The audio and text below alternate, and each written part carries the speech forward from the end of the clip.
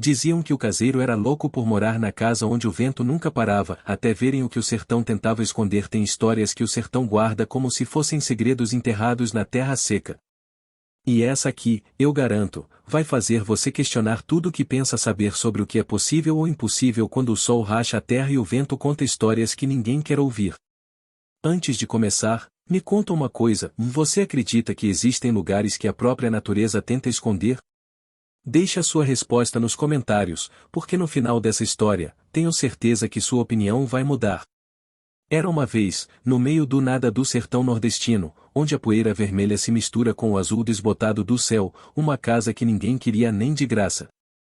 Não era por estar caindo aos pedaços, não. A estrutura era firme, paredes grossas de taipa, telhado de barro que tinha resistido a décadas de sol escaldante. O problema era outro, algo que fazia até os homens mais corajosos da região pensarem duas vezes antes de pisar naquele chão. O vento. O maldito vento que nunca, mas nunca mesmo, parava de soprar. Não importava se era janeiro ou julho, se o sol estava a pino ou se a noite caía pesada. Aquele vento uivava, assobiava, batia nas janelas como se pedisse licença para entrar. E o mais estranho, ele só soprava ali. 10 metros para qualquer lado, o ar ficava parado, morto, sufocante como é costume no sertão. Mas naquela casa, o vento era eterno. As pessoas da região tinham suas teorias, como sempre tem. Dona Zefinha, que lia a sorte nas cartas e conhecia rezas para tudo quanto é mal, dizia que ali tinha sido palco de uma injustiça grande, daquelas que a terra não perdoa e o céu não esquece. Seu Damião, vaqueiro velho que conhecia cada palmo daquelas terras, jurava que a casa estava em cima de uma fenda, uma rachadura no mundo onde os espíritos entravam e saíam como queriam. Os mais jovens, aqueles que tinham estudado na cidade, riam e falavam em correntes de ar, em formações geológicas esquisitas. Mas ninguém, absolutamente ninguém, tinha coragem de morar lá. Até que chegou Severino. Agora, você precisa entender uma coisa sobre Severino. Ele não era daqui. Tinha aparecido numa tarde de novembro, vindo não se sabe de onde, arrastando uma mala velha e um silêncio ainda mais pesado.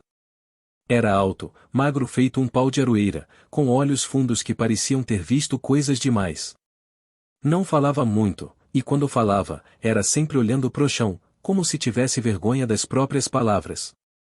Quando soube da casa, seus olhos brilharam pela primeira vez. Quanto querem por ela? Ele perguntou pro dono das terras, o coronel Tertuliano, homem rico que tinha herdado aquela propriedade do avô e nunca soube o que fazer com ela. O coronel quase caiu da cadeira. Ninguém nunca tinha demonstrado interesse. Ofereceu a casa de graça, só para ver se livrar da responsabilidade. Mas Severino insistiu em pagar, um valor simbólico, mas era questão de honra para ele. Dinheiro suado não aceita favor, ele disse.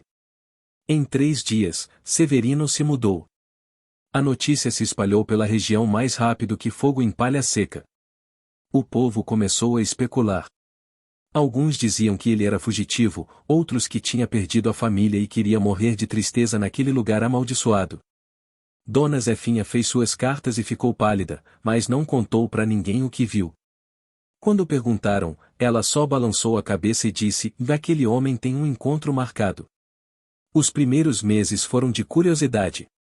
Todo mundo esperava notícias, esperava que Severino aparecesse na vila pedindo ajuda, ou que simplesmente sumisse, engolido pelo mistério daquela casa. Mas não. Ele aparecia de vez em quando para comprar o básico, sempre educado, sempre quieto. E quando perguntavam como estava sendo morar lá, ele dava um meio sorriso e respondia: o vento é boa companhia. E se eu te disser que você já conhece alguém como Severino? Alguém que prefere a solidão barulhenta ao silêncio cheio de gente? Conta aqui embaixo se você se identifica, porque essa história vai mais fundo do que você imagina. Passou 1 ano. 2. As pessoas foram se acostumando. Severino virou parte da paisagem, aquele homem esquisito que morava na casa esquisita. Mas aí começaram os boatos novos. Seu Damião, que de vez em quando passava perto da propriedade levando o gado, jurava que via luzes à noite. Não luz de lampião nem de fogueira. Luzes azuis, esverdeadas, que dançavam em volta da casa como vagalumes gigantes. Outros diziam ter ouvido, além do vento constante, uma espécie de canto, uma melodia triste que fazia o coração apertar no peito. Foi quando Maria Aparecida, menina curiosa de 12 anos, resolveu investigar. Ela era neta de Dona Zefinha e tinha herdado a coragem e a teimosia da avó.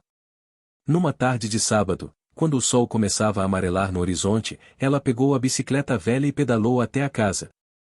O coração batia forte, mas a curiosidade era mais forte ainda. Quando chegou perto, sentiu. Aquele vento impossível bateu no rosto dela como um tapa gelado, e ela estava a 50 metros da casa. O cabelo voou para trás, a saia do vestido inflou. Mas o que mais chamou a atenção foi o som. Não era só o uivo do vento, não. Tinha algo mais, algo que parecia palavras, sussurros que quase se formavam mas nunca chegavam a fazer sentido completo. Severino estava na varanda, sentado numa cadeira de balanço que ele mesmo tinha feito. Quando viu a menina, não pareceu surpreso. Tua avó mandou tu vir, foi? Não, senhor. Vim por conta própria. Ele estudou o rosto dela por um tempo longo. Então assentiu, como se tivesse tomado uma decisão. Entra. Tá na hora de alguém saber. E aqui, meu amigo, minha amiga, é onde a história vira de cabeça para baixo. Se você acha que já sabe onde isso vai dar, pode ter certeza que não sabe. Fica comigo até o final porque o que Severino mostrou para Maria Aparecida naquela tarde mudou tudo. Tudo mesmo. Dentro da casa, o vento era ainda mais presente. As cortinas dançavam sem parar, papéis voavam de um lado para o outro, mas estranhamente, nada caia. Era como se o vento tivesse uma ordem, um propósito. Severino levou a menina até o fundo da casa, onde tinha um quarto que ele mantinha sempre trancado. Quando abriu a porta, Maria Aparecida arregalou os olhos. O quarto estava cheio. Cheio de coisas. Mas não eram coisas normais. Eram memórias. Fotografias, centenas delas, pregadas nas paredes. Cartas amareladas pelo tempo. Pedaços de tecido. Brinquedos velhos, uma mecha de cabelo loiro numa caixinha de vidro. E no centro de tudo, um mapa gigante da região, com marcações em vermelho, círculos, setas, anotações em letra miúda. Tu sabe o que é esse lugar, menina? Maria balançou a cabeça, muda. Essa casa, Severino começou, com a voz trêmula pela primeira vez, foi construída há 150 anos pelo meu trisavô. Ele era um homem rico, dono de terras, respeitado. Mas tinha um segredo. Um segredo terrível que a família guardou por gerações, até que só sobrou eu para carregar o peso. Ele apontou para uma foto antiga, amarelada. Mostrava um grupo de pessoas, mais de 30, todas negras, algumas crianças. Aqui, onde essa casa está, tinha uma senzala. Meu trisavô era um senhor de escravos dos piores. E quando a abolição veio, ele não libertou ninguém. Pelo contrário. Ele os escondeu aqui, nessa terra que ninguém visitava, e continuou usando eles como se a lei não existisse. Até que um dia, cansados, eles se rebelaram. Maria sentiu um frio na espinha. E ele matou todos. 27 pessoas. Crianças também. Enterrou tudo num buraco fundo, bem onde essa casa foi construída depois. E desde então, o vento nunca mais parou. Por quê? Porque as almas não descansaram. Não podiam. Porque ninguém sabia que eles estavam ali. Não teve velório, não teve reza, não teve justiça. Eles foram apagados da história como se nunca tivessem existido. E o vento é eles pedindo para serem lembrados. Severino se virou para a menina, com lágrimas nos olhos. Eu vim aqui para fazer o que a minha família nunca teve coragem de fazer. Vim dar nome a cada um deles. Vim contar a história deles. Vim pedir perdão em nome de um sangue que eu não escolhi mais que corre nas minhas veias. Cada foto que tu vê aqui, cada nome, eu descobri em arquivos velhos, em registros de fazendas vizinhas, em histórias que as pessoas velhas ainda lembram. Levei anos, mas encontrei cada um. E o vento? Maria perguntou, com a voz fraca. Ele vai parar. Quando eu terminar o memorial. Quando cada nome estiver gravado na pedra que eu tô esculpindo. Quando a história deles for contada pro mundo. Aí eles vão poder descansar. Agora me diz uma coisa, você já parou para pensar em quantas histórias o mundo enterrou? Quantas vozes foram silenciadas e esquecidas? Deixa a tua reflexão nos comentários. E se essa história tá mexendo com você como tá mexendo comigo ao contar, já aproveita e se inscreve no canal porque aqui a gente não foge das verdades difíceis. Maria voltou para a vila transformada. Contou pro povo o que tinha visto, o que tinha ouvido.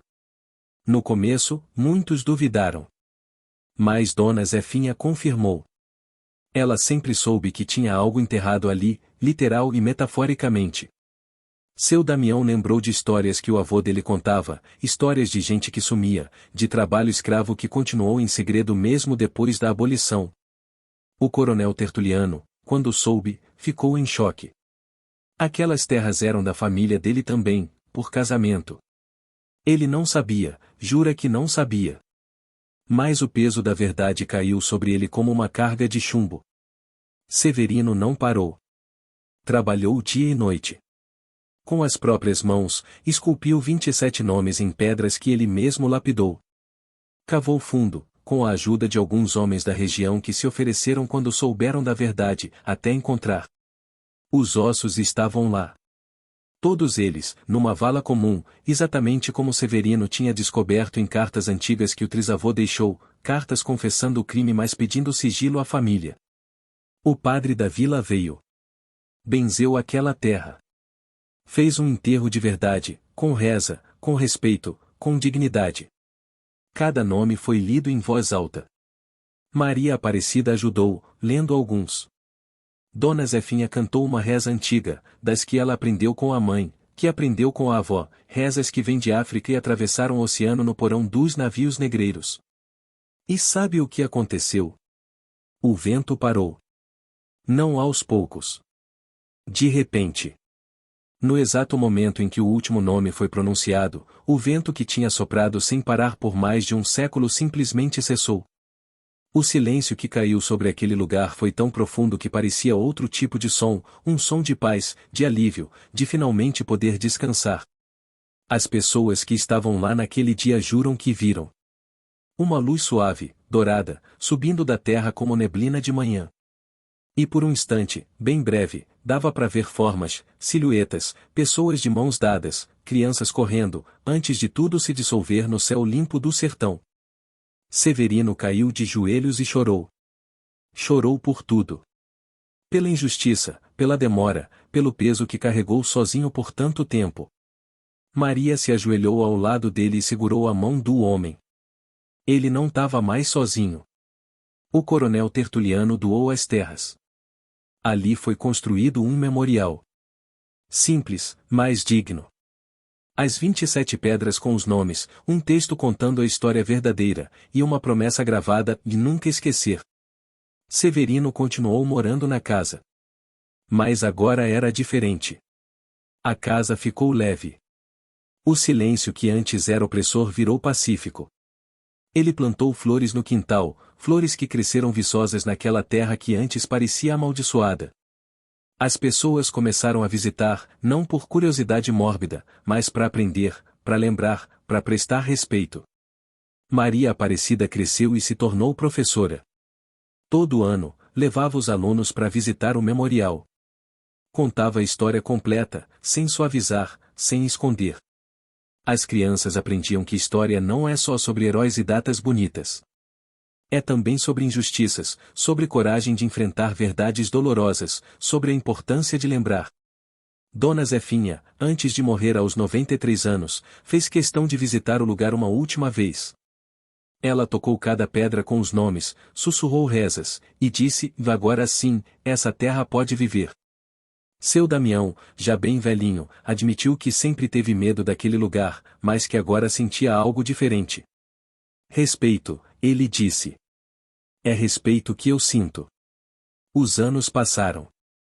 Severino envelheceu naquela casa que um dia foi símbolo de horror, mas que ele transformou em lugar de memória e dignidade.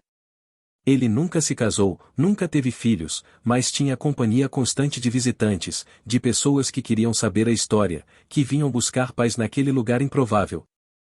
Uma tarde, já com mais de 80 anos, Severino estava na varanda, a mesma onde tinha recebido Maria Aparecida décadas atrás. O sol se punha, pintando o sertão de laranjas e rosas. Ele olhou pro horizonte e sorriu. Tinha cumprido a promessa. Tinha dado nome aos esquecidos, tinha contado a história que a família tentou apagar. E naquela noite, Severino dormiu e não acordou mais. Morreu em paz, sem dor, com o rosto sereno de quem finalmente largou um peso. Dizem, e eu acredito, que naquela noite, uma brisa suave, gentil, diferente do vento desesperado de antes, soprou só uma vez sobre a casa. Como se fosse um agradecimento. Um até logo. Uma confirmação de que tudo tinha valido a pena. Hoje, quase 20 anos depois da morte de Severino, o memorial continua lá. A casa virou uma espécie de museu, cuidada por voluntários da região. As pessoas vêm de longe para visitar. E o mais bonito, famílias conseguiram rastrear seus antepassados até aqueles 27 nomes. Descobriram que tinham raízes naquele lugar, naquelas pessoas que foram esquecidas mas que finalmente puderam ser choradas, celebradas, lembradas. O sertão guarda segredos, isso é verdade. Mas também guarda lições. E a lição dessa história é que não adianta enterrar o passado. Ele sempre encontra um jeito de gritar, de pedir atenção, seja através de um vento que nunca para, seja através da consciência pesada de um homem que decidiu fazer diferente. Severino não era louco. Era corajoso. Corajoso o suficiente para enfrentar os demônios da própria família, para dar voz aos silenciados, para transformar uma maldição em bênção através da verdade. E sabe de uma coisa? A gente vive num mundo que ainda enterra muitas verdades. Que ainda silencia muitas vozes. Que ainda prefere esquecer do que lembrar quando a lembrança dói. Mas histórias como essa nos ensinam que não existe paz verdadeira sem verdade. Não existe descanso sem justiça. Não existe futuro sem olhar pro passado com honestidade. Então eu quero saber de você, essa história mexeu com você? Te fez pensar diferente sobre o que significa lembrar?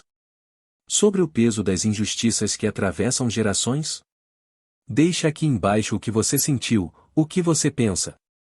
E se você acredita, como eu acredito, que contar essas histórias é importante, se inscreve no canal e ativa o sininho. Porque aqui a gente não vai fugir das verdades que o Brasil precisa ouvir. E quando você passar por um lugar abandonado, por uma história estranha, por algo que todo mundo chama de maldição, lembra do Severino. Lembra que às vezes não é maldição. É só história pedindo para ser contada. O vento do sertão continua soprando, como sempre soprou. Mas naquela casa, naquele pedaço de terra que já foi palco de tanto sofrimento, ele sopra diferente agora. Sopra contando história. Sopra levando nomes. Sopra espalhando memória. E isso, meus amigos, isso não é maldição. É legado. Fica com Deus, e até a próxima história, porque o sertão ainda tem muito para contar. E eu tô aqui para trazer cada uma delas para vocês.